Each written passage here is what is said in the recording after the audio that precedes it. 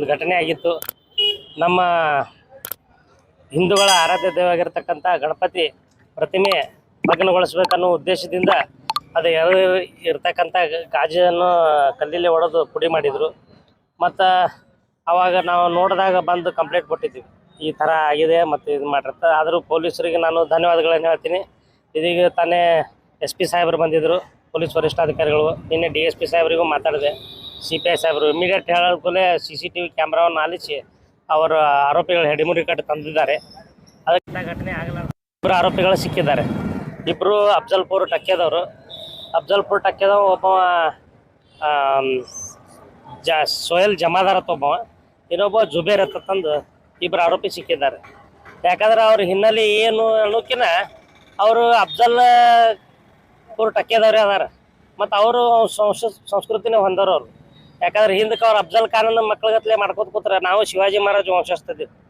ನಾವು ಶಿವಾಜಿ ಮಹಾರಾಜ, ಮಹಾರಾಣಾ ಪ್ರತಾಪ, ಕಿತ್ತೂರು ರಾಣಿ ಚೆನ್ನಮ್ಮ, ಲಕ್ಷ್ಮೀಬಾಯಿ ಅವ್ರ ವಂಶಸ್ಥರದೀವಿ.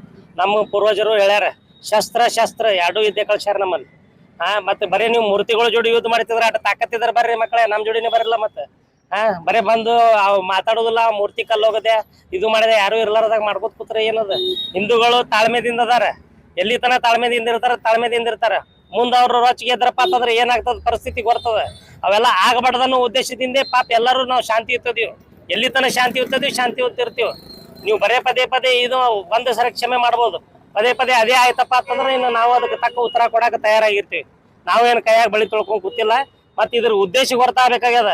ಯಾಕಂದ್ರೆ ಇದು ಒಡೆದು ಗ್ಲಾಸ್ ಒಡೆದು ಕಿಶನ್ ಅದನ್ನ ಚಿತ್ರೀಕರಣ ಮಾಡ್ತಾನೆ ನಾವು ಮೊಬೈಲ್ದಾಗ. ಅದು ಮೊಬೈಲ್ ಯಾರಿಗೆ ಕಳ್ಸ್ಯಾನ? ಇದೀಗ ತಾನೇ ನಾವು SP ಅವರಿಗೆ ದೂರು ಸಮೇತ FIR ದಾಖಲಿಸಿದ್ದೇವೆ ಮತ್ತು ದೂರು ಕೊಟ್ಟಿದ್ದೇವೆ. ಇದರ ಹಿನ್ನೆಲೆ ಯಾರೇ ಇರ್ಲಕ್ಕ ಅವ್ರಿಗೊಂದು ಎಚ್ಚರಿಕೆ ಗಂಟಿ. ಈ ದಿವ್ಸ ಆಗ್ಯದ ಇನ್ನು ಮ್ಯಾಗ ಮತ್ತೆ ಇದು ಚಾಲು ಮಾಡಿದ್ರಪ್ಪ ಅಂತಂದ್ರೆ ಈಗ ನಮ್ಮವ್ರು ಯಾರು ಸುಮ್ ಕುಂದ್ರದಲ್ಲ, ಮತ್ತೆ ನಾವು ಚಾಲು ಮಾಡ್ಬೇಕಾಗ್ತದೆ. ಅವರಿಗೆ ತಕ್ಕ ಶಿಕ್ಷೆ ಆಗಬೇಕು, ಕಾನೂನಿ ಕ್ರಮ ಜರುಗಿಸ್ಬೇಕು. ಅಕಸ್ಮಾತ್ ಏನಾದರೂ ಮತ್ತು ಮುಂದುವರಿತಾ ಆಯ್ತಪ್ಪ ಅಂದ್ರೆ ಈ ಬಿಜಾಪುರ ಜನತೆನೇ ನೋಡ್ಕೋತಾರೆ. ಈಗಾಗಲೇ ಅವ್ರ ಫೋಟೋಗಳು ವೈರಲ್ ಆಗ್ಯಾವ. ನಾಳೆ ಅವ್ರು ಬಿಜಾಪುರನಾಗಲ್ಲ, ಇಲ್ಲಿ ಎಲ್ಲಿ ತಿರುಗಾಡೋದು ಮುಷ್ಕಿಲ್ ಆಗಿಬಿಡ್ತದೆ. ಅವ್ರ ಬರೇ ಮೂರ್ತಿಗಳ ಜೋಡಿ ಗ್ಲಾಸಿನ ಕಾಜ್ ಹೊಡೆದೆ ಇದು ಮಾಡಿದೆ ಯಾಕದ ಹಂಗಟ್ಟು ತಿಂಡಿದ್ರೆ ಬರಲ್ಲ. ಯಾರು ಹೇಳೋರು ಕೇಳೋರು ಇಲ್ಲೇನು? ಬಿಜಾಪುರ ಶಾಂತ ಅದ, ಎಲ್ಲರೂ ಅಣ್ಣತಂಬರ್ಗತ್ಲಿ ಅದು ಇವ್ರದ್ದು ಬಿಟ್ಕಿಸಿಂದ ಇವು ಉಪಾಧ್ಯಾಪಿತನ ಮಾಡ್ಕೊಂಡಿರ್ತಾರೆ. ಹೆಂಗೆ ಗೊತ್ತಾಗಬೇಕು. ಯಾಕಂದ್ರೆ ಇಲ್ಲಿ ಸಮಾಜದ ಎಲ್ಲ ಹಿರಿಯರು ಹೇಳ್ಬೇಕಾಗ್ತದವ್ರಿ. ಇಂಥ ದುಷ್ಕೃತ್ಯಕ್ಕೆ ಯಾರು ಅವ್ರಿಗೆ ಸಪೋರ್ಟ್ ಮಾಡಬಾರ್ದು. ಮತ್ತು ಯಾರೇ ಇರ್ಲಕ್ಕ, ಇವತ್ತು ನಮ್ಮ ಸಮಾಜ ಇರಲಿ ಯಾರ ಸಮಾಜ ಯಾರು ತಪ್ಪು ಮಾಡ್ತಾರವ್ರು ಶಿಕ್ಷಕ ಯಾರು ಇರ್ಬೇಕಾಗ್ತದೆ. ಹಿಂದೂಗಳು ಇವತ್ತು 8 ದಿವಸ ಶಾಂತಿ ಕೂತಾರಪ್ಪ ಅಂತಂದ್ರೆ ಏನು ಅವ್ರು ಕೈ ಕಟ್ಕೊಂಡು ಕೂತಿಲ್ಲ. ಅವು ಸಮಯ ಸಂದರ್ಭ ಬಂದಾಗ ಈಗ ದೇವಿ ದಸರಾ ದೇವಿ ಎದಕ್ಕೆ ಅಂದ್ರೆ ದೇವಿ ಕೈ ಎಲ್ಲ ಖಡ್ಗ ತ್ರಿಶೂಲ ಎಲ್ಲ ಇರ್ತಾವೆ. ಅವು 9 ದಿವಸ ಆದಕೂಲೆ ನವರಾತ್ರಿ ದುಷ್ಟರು ಸಂಹಾರ ಮಾಡೋದೇ ಇದು ನಮ್ಮ ಹಬ್ಬ. ಇದೇನದಲ್ಲ ಆಯುಧ ಪೂಜೆದು ಆಗ್ತಾವೆ. ಇದ್ರಾಗ ಎಲ್ಲ ಆಯುಧಗಳನ್ನೇ ಪೂಜೆ ಮಾಡ್ತಾರೆ ಎಲ್ಲ ಹಿಂದೂಗಳು. ದುಷ್ಟರು ಸಂಹಾರ ಮಾಡೋದೇ ಇದು ಹಿಂದೂಗಳ ಹಬ್ಬ. ಮತ್ತು ಇನ್ನು ದುಷ್ಟರನ್ನ ಸಂಹಾರ ಮಾಡಕ್ಕೆ ಎಲ್ಲರೂ ಇಳಿಬೇಕಾಗ್ತದೆ. ಇವತ್ತು ನಿನ್ನೆ ಘಟನೆ ಆಗ್ಯದ ಗಣಪತಿ ಚೌಕ್ನಲ್ಲಿ, ಆ ಘಟನೆಯನ್ನು ನಾವೆಲ್ಲ ಖಂಡಿಸಿ ನಿನ್ನೆ ಅಡಿಷನಲ್ SP ಅವರು, DSP ಅವರು ಮತ್ತು ಸ್ಥಳ ಪರಿಶೀಲನೆ ಮಾಡಿ ಮುಂಜಾನೆ ಎಲ್ಲರೂ ಕೂಡಿ ಮಾತಾಡಿದ್ವಿ. ಮತ್ತು ಉಮೇಶ್ ಅವರು ನಾವು ಎಲ್ಲ ಸೇರಿ ಇವತ್ತೇನಾಗ್ಯದಂತ ನಗರದಲ್ಲಿ ಇಂಥ ಯಾವುದೋ ಘಟನೆಗಳು ಆಗಿಲ್ಲ. ಇದು ಮಾಡ್ಲಿಕ್ಕೆ ಕಾರಣ ಏನಪ್ಪ? ಯಾಕಂದ್ರೆ ನಿನ್ನೆ ನಾ ಸ್ಟೇಟ್ಮೆಂಟ್ ಕೊಡೋದನ್ನ ಹೇಳಿದೆ. ಇದು ಯಾರು ಮಾಡ್ಯಾರ, ಎದಕ್ಕೆ ಮಾಡ್ಯಾರ ಮೊದಲ ಒಂದು ಶೋಧನೆ ಆಗ್ಬೇಕು. CC ಕ್ಯಾಮ್ರಾ ಒಳಗೆ ಏನೈತಂತೆ ನೋಡಿಕೊಂಡು ನಾವು ಸ್ಟೇಟ್ಮೆಂಟ್ ಕೊಡ್ಬೇಕಂತೇಳಿ ಅವರು ಯಾವ ಕಾರಣಕ್ಕೆ ಮಾಡ್ಯಾರ, ಎದಕ್ಕೆ ಮಾಡ್ಯಾರ ಅದು ಏನೋ ಪರಿಶೀಲನೆ ನಡೆದದ. ಮತ್ತು ಆರೋಪಿಗಳು ಎಷ್ಟು 3-4 ಮಂದಿ ಅದಾರಂತ ಇತ್ತು. ಮತ್ತು ಈಗಾಗಲೇ 3 ಮಂದಿ ಸಿಕ್ಕಾರಂತ DSP ಅವರು ಹೇಳಿದ್ದಾರೆ. ಇಬ್ಬರು ಇನ್ನೂ ಒಬ್ಬರು ಸಿಗಬೇಕು. ಮತ್ತು ಇಂಥವು ಬಿಜಾಪುರ ನಗರ ಯಾಕಂದ್ರೆ ಶಾಂತಿಯಿಂದ ಅದ, ಏನು ಕಿರಿಕಿರಿ ಇಲ್ಲ, ಏನೂ ಇಲ್ಲ.